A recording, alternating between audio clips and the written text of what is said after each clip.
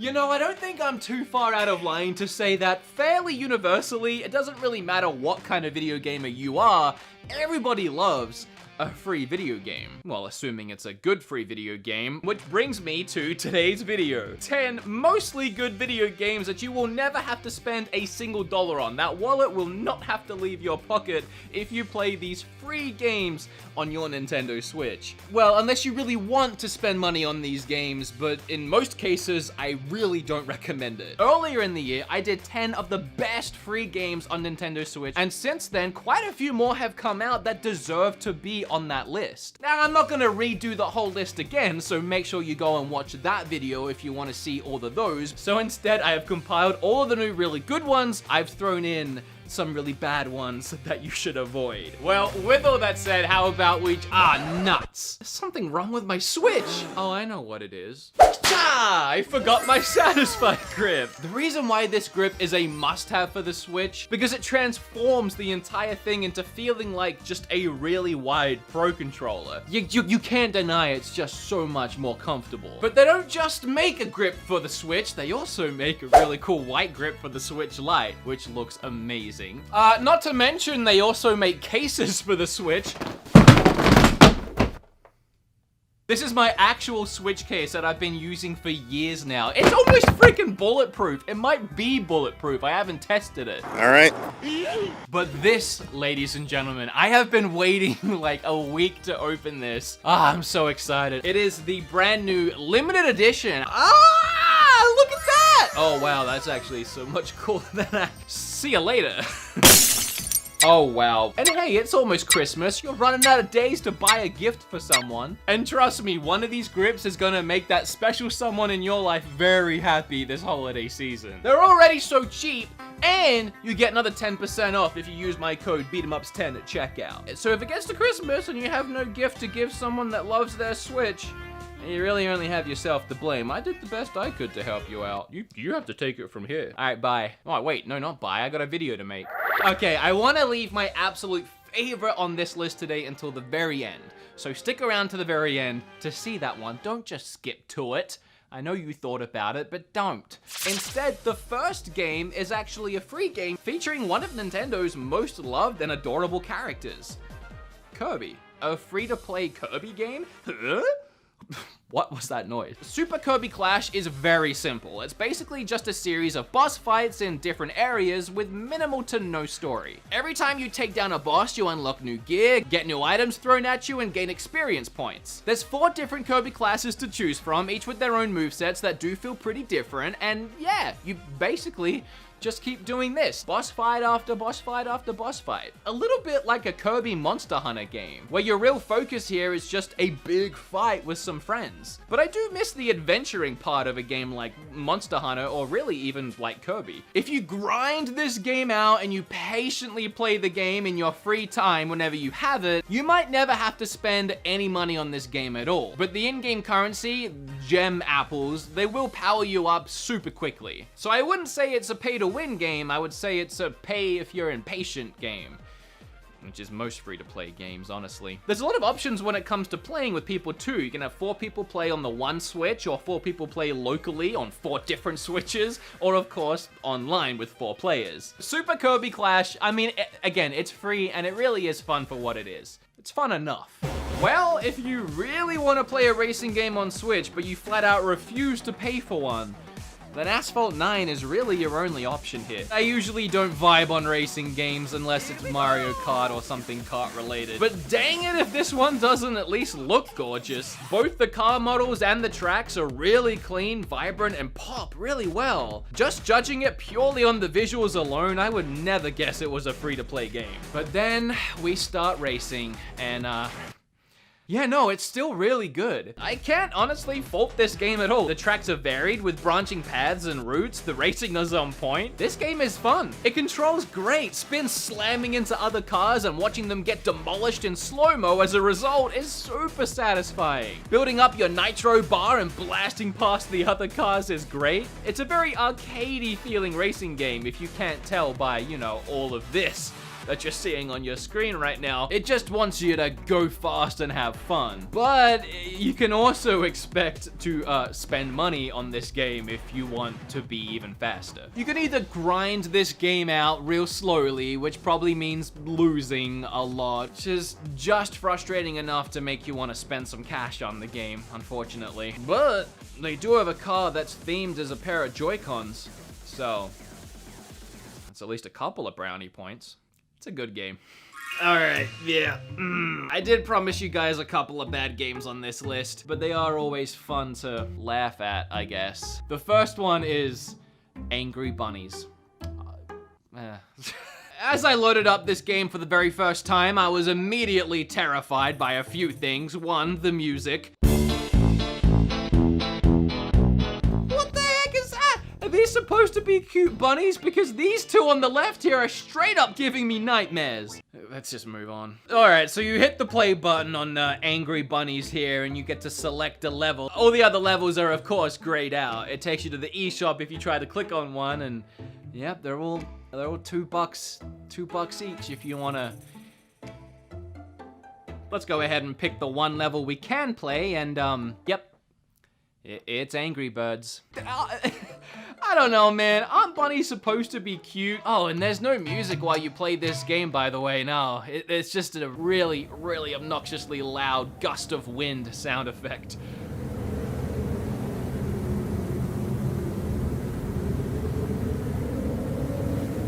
I played 3 levels into this disaster of a video game, and I got to this one where you had to knock the barrel down the slope, I guess, and I only had one bunny to do it with, and no matter how many times I shot that stupid, ugly bunny at that barrel, it never moved, not even a tiny bit. It asked me if I wanted to buy more bunnies, and I think it wanted me to buy this big fat boy bunny so I could actually 3 levels in, and it's taking me to the eShop to get microtrans to spend money on the 3rd level. That is literally pay to win. 3 levels in. Yeah, no thanks. Don't think so. Time is worth something, and this game is not worth anyone's time. On my before mentioned previous 10 free games on Switch worth buying, the very first game I talked about on that video was Fortnite.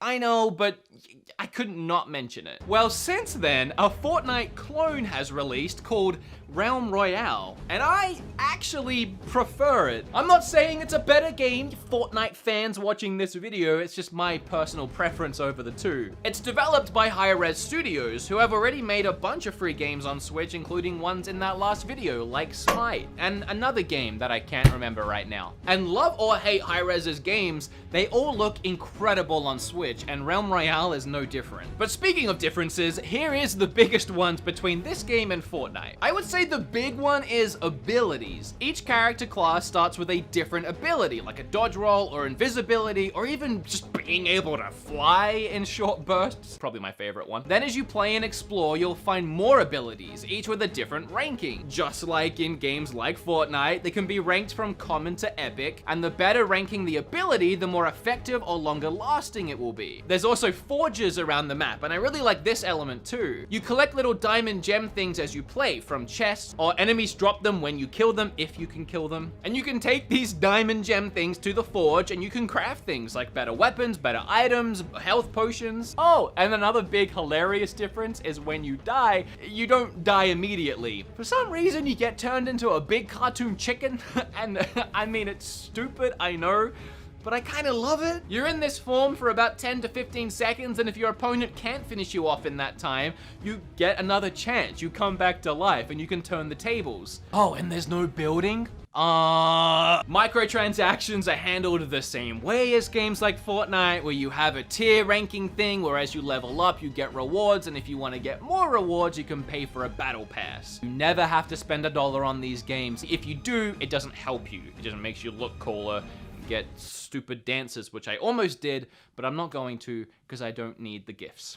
DC Universe Online. I appreciate that this game is in the Switch's library. I like that there's an MMORPG that's not that bad on the Switch, but personally, I just can't get into this one. But it is a free game, and you might like it, so let's talk about it. In DC Universe Online, you decide what kind of hero you want to be, good or bad. Then you decide your superhero powers. Can you fly, run really fast, throw fire, or freeze people? This is by far the best part of the game, honestly. Picking and choosing your powers and mishmashing your favorite DC heroes together into one brand new hybrid hero. Although to be honest, who doesn't pick the ability to fly? You are severely missing out if you pick anything else. I mean, it's the power to fly, man. Sadly, the coolest abilities like electricity is locked behind a paywall right from the start. You have to be a member, just like for pretty much all the story missions as well, which to me is kinda Having the story missions locked it's kind of weird, but okay, whatever. But starting the game and immediately seeing I'm missing out on cool stuff, yeah, that just bums me out. But anyway, once you're done making your character, you slap a cool name on it and give it an outfit. And hopefully later in the game you unlock better outfits because all the default ones you start with are terrible. Then the game begins and it's pretty much a typical MMORPG, grinding waves of bad guys and leveling yourself up to be the baddest or the goodest hero in the city. And from what I played, every mission was pretty much identical and repetitive. Go somewhere, kill some grunts, pick up something, come back and get a reward, and then go do it again somewhere else. It is fun to play with friends and all run around as goofy superheroes for sure,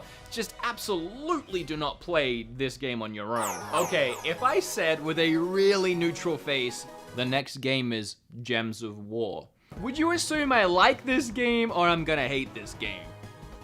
Because I actually really like this game. It's a puzzle matching game, kind of like Candy Crush, but the hook is that it's also a card game of sorts. And you're just matching these gems to power up your cards so that you can attack your opponent, and it works really well. Each of the cards you select to have on your side of the field have a different attribute, like water, fire, earth, etc. And when you match that type of gem, it fills your card with mana points. Fill the card with enough mana and you can activate its attack or ability. Like my warrior chick here can attack the enemies. But my favorite is this little chicken dragon.